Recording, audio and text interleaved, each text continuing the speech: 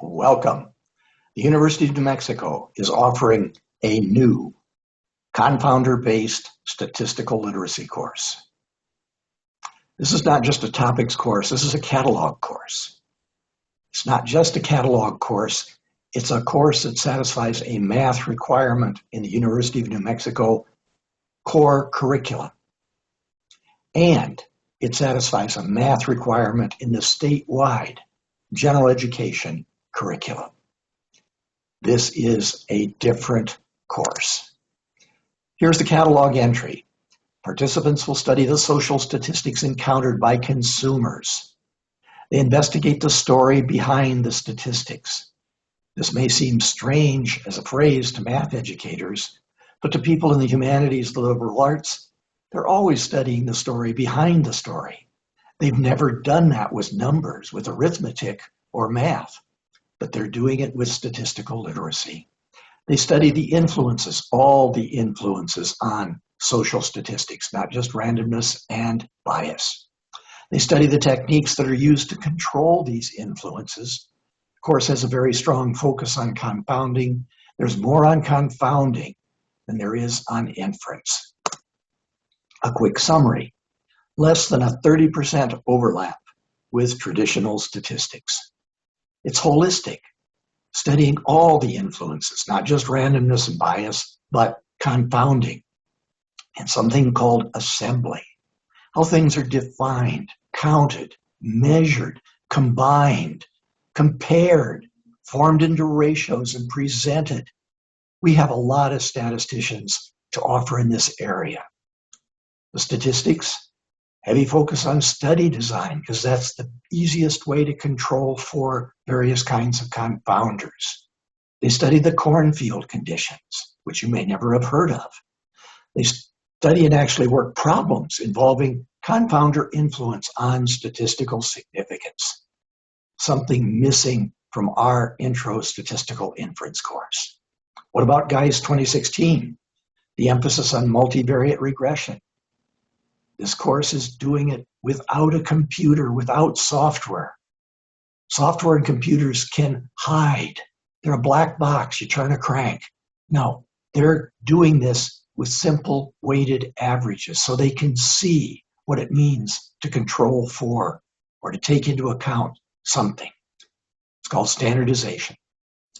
We spend quite a lot of time on conditional probability because the confusion of the inverse is a big problem. Only they're doing it using ordinary English. It's a literacy course. They're analyzing one or two cases every week. What are the big ideas? Well, association is not causation. That goes without saying. But how often do we talk about disparity is not discrimination? We have things to say in that area. We need to talk about crude associations.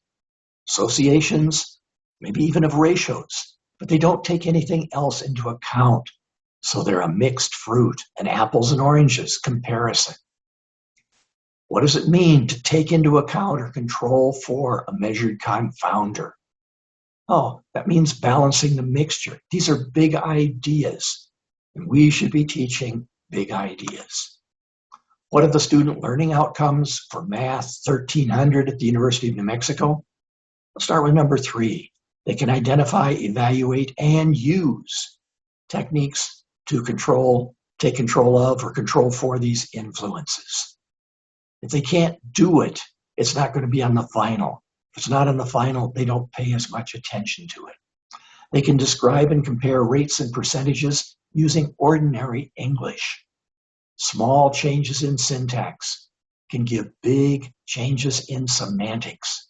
They're not used to using words with such precision, especially if they're non-native speakers. But native speakers have almost as many problems as non-native speakers. Finally, they can analyze and evaluate the statistics in the everyday media, press releases, and journal articles. They have a textbook that's loaded with examples of all of these.